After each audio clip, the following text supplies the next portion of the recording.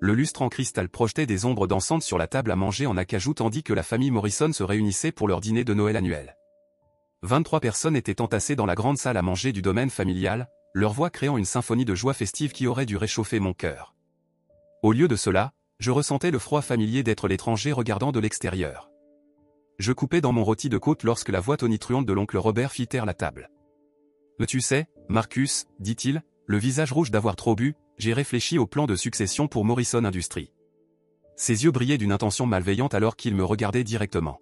« L'entreprise familiale est seulement pour la vraie famille. Pas pour des enfants adoptés comme toi. » Le silence qui suivit était assourdissant. Puis, comme une digue qui cède, les rires éclatèrent. La cousine Jennifer faillit s'étouffer avec son champagne. Tante Patricia se couvrit la bouche, essayant de cacher ses gloussements. Même mon père adoptif, Thomas Morrison, l'homme qui m'avait élevé depuis mes 8 ans, ne fit que paraître mal à l'aise et ne dit rien. Je sentis mon visage brûler de honte. 27 ans, MBA de Harvard, réussissant par moi-même, et j'étais encore le cas de charité qu'ils avaient accueilli après la mort de mes parents dans cet accident de voiture. J'abaissai la tête, fixant mon assiette tandis que les rires continuaient de me submerger comme une pluie acide. « Oh, Robert, tu es terrible », réussit finalement à dire tante Patricia entre deux gloussements. Mais honnêtement, quelqu'un devait le dire. Je m'excusai silencieusement, marmonnant quelque chose à propos de prendre l'air. Personne ne remarqua mon départ. Debout sur la terrasse enneigée, je sortis mon téléphone avec des doigts tremblants. Le contact que je composais était quelqu'un que j'avais appelé maintes fois auparavant, mais jamais pour quelque chose comme ça. « Jonathan ? C'est Marcus. Il faut que tu fasses un retrait dès demain matin. » « Bien sûr, monsieur Morrison. » « De quel montant parlons-nous ? » Je pris une profonde inspiration dans l'air glacé de décembre. « Tout. Chaque centime de l'investissement Blackstone Holdings dans Morrison Industries. Les 50 millions. » Il y eut un silence. Jonathan Whitfield était mon conseiller en investissement depuis 5 ans, depuis que j'avais lancé ma propre société de capital investissement. Il savait qu'il ne fallait jamais remettre en question mes décisions, mais ceci était différent. « Monsieur, êtes-vous sûr ? C'est votre entière participation dans l'entreprise familiale. Ce retrait va déclencher des conséquences sérieuses. » Je suis sûr. Passe l'appel à 9 heures précises. Cette nuit-là, je restais éveillé dans ma chambre d'enfant, fixant le plafond où j'avais autrefois collé des étoiles phosphorescentes. Je pensais au garçon de 8 ans qui était si reconnaissant d'avoir à nouveau une famille, qui avait tant essayé de gagner leur amour et leur acceptation. Ce garçon n'existait plus maintenant, remplacé par un homme qui venait d'apprendre une leçon précieuse sur le sang et la loyauté. Le lendemain matin, je sirotais un café dans mon appartement en centre-ville lorsque mon téléphone se mit à vibrer. Je le laissai sonner. Puis encore. À 10 heures, j'avais 17 appels manqués de différents membres de la famille Morrison. L'oncle Robert fut le premier à percer mon silence, probablement parce qu'il fut le premier à réaliser ce qui se passait. « Marcus. Qu'est-ce que tu crois faire ?» Sa voix était rauque de panique. « Bonjour, oncle Robert. J'espère que vous passez un agréable lendemain de Noël ? Ne joue pas avec moi, garçon. Jonathan Whitfield vient de m'appeler. Il dit que tu retires ton investissement. » Tout. C'est exact. Tu ne peux pas faire ça. Cet argent, nous avons besoin de ce capital pour l'expansion sur les marchés européens. Le conseil d'administration commence déjà à poser des questions sur notre liquidité. Je me laissais aller dans mon fauteuil en cuir, regardant la silhouette de la ville. Je n'en doute pas. Marcus, écoute-moi. Nous pouvons arranger ça. Hier soir, j'ai peut-être un peu trop bu. Tu sais que je ne voulais pas. Oh, mais si, vous le vouliez. Vous le vouliez tous. Ma voix était calme, étrangement calme. Les rires l'ont rendu très clair. Au téléphone, j'entendais des papiers s'agiter, les cliquetis frénétiques d'un clavier. Robert était en pleine crise. D'accord, d'accord. Peut-être avons-nous été injustes. Mais tu es de la famille, Marcus. Tu es un Morrison. Le suis-je ? Parce qu'hier soir, vous avez été très clair sur le fait que je ne le suis pas. Et vous savez quoi, oncle Robert ? Pour la première fois en 19 ans, je suis reconnaissant pour cette clarté. La ligne devint silencieuse, excepté son souffle laborieux. L'expansion européenne est morte sans ton investissement, murmura-t-il enfin. J'imagine que oui. Nous allons tout perdre. L'entreprise a été endettée pour cette expansion. Si nous ne pouvons pas montrer aux banques que nous avons un soutien adéquat. Peut-être auriez-vous dû y penser avant de décider que les dîners de famille étaient un lieu approprié pour une humiliation publique. Ma ligne secondaire sonnait. L'identifiant de l'appel montrait Thomas Morrison, mon père adoptif. Oncle Robert, j'ai un autre appel. Passez une excellente journée. Je changeai de ligne. Bonjour, papa. Marcus. Sa voix était tendue. Fils, il faut qu'on parle. Je t'écoute. Cette affaire avec l'investissement, ce n'est pas seulement l'expansion de Robert. Toute l'entreprise est interconnectée. Si Morrison Industries fait faillite, cela affecte tout le monde. Les fonds en fiducie de tes cousins, la fondation familiale, des dizaines d'employés qui sont avec nous depuis des décennies. Pendant un instant, je ressentis un frisson de cette ancienne culpabilité, ce besoin désespéré de plaire qui avait défini mon enfance. Puis je me souvenais des rires. Tu étais là hier soir, papa. Tu as entendu ce qu'il a dit. Tu as vu comment tout le monde a réagi. Je sais, et j'aurais dû dire quelque chose. J'aurais dû te défendre. Mais tu ne l'as pas fait. Le silence s'étira entre nous comme un abîme. Tu as raison, finit-il par admettre. Je t'ai laissé tomber. Nous avons tous échoué. Mais Marcus, tu es au-dessus de ça. Tu es au-dessus de la vengeance. Ce n'est pas de la vengeance, papa. C'est du business. Oncle Robert a clairement dit que les enfants adoptés n'ont pas leur place dans l'entreprise familiale. Alors je m'en retire simplement. Entièrement. À midi, mon téléphone ne cessait de sonner. Mon cousin David, qui avait hérité de la cuillère en argent de son père ainsi que de ses dettes de jeu, sanglotait presque en expliquant que son fonds en fiducie était bloqué dans les actions de Morrison Industries. Tante Patricia, soudain peu amusée par les dynamiques familiales, laissa un message vocal me suppliant de « penser aux enfants ». Les enfants. Je faillis rire. J'avais été l'un de ces enfants autrefois, désespéré d'être accepté, prêt à tout pour appartenir. À 14 heures, l'oncle Robert se présenta à mon immeuble. Le concierge appela pour savoir si je voulais le voir. J'allais presque dire non, mais la curiosité l'emporta. Il avait l'air terrible. Ses cheveux argentés habituellement impeccables étaient en désordre, son costume coûteux froissé. L'homme arrogant d'hier soir avait été remplacé par quelqu'un qui semblait porter pleinement ses 62 ans. Depuis j'entrais.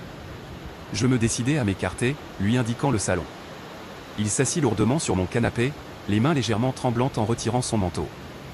J'ai passé la matinée avec des avocats et des comptables, commença-t-il. La situation est pire que ce que je pensais. Je me servis un scotch mais ne lui en proposai pas. Quand nous avons utilisé l'entreprise pour l'expansion européenne, nous avons mis ton investissement en garantie. Les banques réclament les prêts. Nous avons 72 heures pour remplacer le capital ou faire face à une procédure de faillite. Cela semble être une mauvaise planification financière. Son visage devint rouge. Ne sois pas arrogant, Marcus. Cela affecte ton père aussi. Tout ce pourquoi il a travaillé, tout son héritage. Son héritage? Je posai mon verre plus fort que nécessaire. Son héritage, c'est d'élever un fils qui a appris que l'amour est conditionnel et que la famille se définit par le sang plutôt que par les liens. Ce n'est pas vrai. Ne laisse pas? Quand m'as-tu présenté pour la dernière fois comme ton neveu sans le qualificatif, adopté? Quand l'un de vous m'a-t-il défendu alors que quelqu'un faisait un commentaire méprisant sur ma place dans la famille? La bouche de Robert s'ouvrait et se refermait comme un poisson hors de l'eau. Nous savions tous les deux que la réponse était jamais. Je peux arranger ça, dit-il désespérément. Je vais réparer. Excuse publique, tout ce que tu veux. Ce que je veux, c'est quelque chose que tu ne peux pas me donner, oncle Robert. Je veux 19 années où je me suis senti appartenir. Je veux une famille qui m'ait choisi, non par obligation ou pitié, mais par amour. Nous t'aimons. Je ris, et le son fut amer dans le silence de la pièce. Vous aimez l'idée de vous voir comme des gens généreux et charitables qui ont recueilli un orphelin. Mais vous ne m'avez jamais aimé. Il resta silencieux longtemps, fixant ses mains. Quand il leva enfin les yeux, il avait des larmes dans les yeux. Tu as raison, murmura-t-il. Mon Dieu, tu as raison. Nous t'avons échoué. Je t'ai échoué. Il prit une respiration tremblante. Mais Marcus, des innocents souffriront si Morrison Industries tombe. Émilie vient juste de commencer l'université, ses frais viennent du fonds familial. Les enfants de David, tes petits cousins, leurs fonds universitaires sont tous liés aux actions de l'entreprise. Alors peut-être que la famille aurait dû y penser avant de me faire comprendre que je n'en faisais pas vraiment partie. Je me dirigeai vers la fenêtre, regardant la rue en contrebas. Les acheteurs de Noël passaient en courant, chargés de paquets, se dirigeant vers des familles qui voulaient qu'ils soient là. J'ai une proposition, dis-je sans me retourner. Un espoir trembla dans sa voix. Dis-moi. Je vais remettre l'argent. Tout. Mais à certaines conditions. N'importe lesquelles. D'abord, tu me céderas tes actions de contrôle de Morrison Industries. Pas seulement les droits de vote, la pleine propriété. Marcus, c'est. Je n'ai pas fini. Je me tournais pour lui faire face. Ensuite, tu présenteras publiquement tes excuses lors de la fête du Nouvel An devant toute la famille et le conseil d'administration. Pas un vague, je suis désolé si tu as été offensé. Une vraie excuse, reconnaissant exactement ce que tu as dit et à quel point c'était faux. D'accord, oui. Je peux le faire. Troisièmement, tu démissionneras du conseil d'administration et n'auras plus aucun rôle opérationnel dans l'entreprise à l'avenir. Son visage devint pâle. L'entreprise est ma vie, Marcus. Et hier soir, tu as clairement montré que je n'avais pas ma place dans ta vie. Considère ceci comme une leçon sur les conséquences. Et si je refuse? Alors tu pourras expliquer à la famille comment ton besoin de m'humilier lors du dîner de Noël leur a coûté tout ce qui leur était cher. Les 72 heures suivantes furent un tourbillon de documents juridiques, de réunions d'urgence du conseil d'administration et de drames familiaux qui auraient fait la fierté de Shakespeare. Fidèle à sa parole, l'oncle Robert céda ses actions. L'argent fut transféré à nouveau sur les comptes de Morrison Industries. L'expansion européenne était sauvée. La fête du Nouvel An arriva avec tout le faste pour lequel la famille Morrison était connue. 200 invités remplissaient la salle de bal du domaine familial, ignorant du drame qui s'était joué dans les coulisses. J'arrivais avec un léger retard, portant un smoking sur mesure qui coûtait plus que la voiture de la plupart des gens. Dès que j'entrais, les conversations cessèrent. La nouvelle du changement de propriété s'était répandue. Je n'étais plus seulement le fils adopté, j'étais désormais le propriétaire majoritaire de Morrison Industries, devenant de fait le chef de l'entreprise familiale. L'oncle Robert me trouva près de la fontaine de champagne. Il paraissait plus petit, diminué d'une certaine façon. « Es-tu prêt ?» demandai-je. Il hocha la tête, le visage grave. « Marcus, après ce soir, après les excuses, pourrions-nous essayer de recommencer? Essayer d'être une vraie famille. » J'étudiai son visage, cherchant un signe de l'homme qui m'avait humilié publiquement une semaine plus tôt. Ce que je vis à la place fut un véritable remords et, peut-être pour la première fois, du respect. « Nous verrons, oncle Robert. Nous verrons. » Il se dirigea vers la petite scène où jouait le groupe, prenant le micro de ses mains tremblantes. La pièce devint silencieuse. « Mesdames et messieurs, famille et amis, je dois dire quelque chose ce soir. » Sa voix résonna dans la salle. Il y a une semaine, lors de notre dîner de Noël, j'ai dit quelque chose de cruel et d'impardonnable à mon neveu, Marcus Morrison. Je regardais les visages dans la foule, observant le choc et le malaise tandis qu'il continuait. Je lui ai dit que l'entreprise familiale n'était destinée qu'à la vraie famille, pas aux enfants adoptés. Je me trompais. Non seulement je me trompais, j'étais cruel, sans cœur, et j'ai trahi toutes les valeurs que notre famille prétend chérir. La salle était maintenant silencieuse.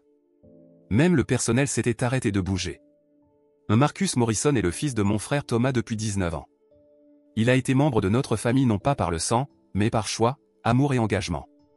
Il a tous les droits à sa place dans cette famille et dans notre entreprise, plus de droits que certains d'entre nous qui y sommes simplement nés. La voix de l'oncle Robert se brisa légèrement. Je suis désolé, Marcus.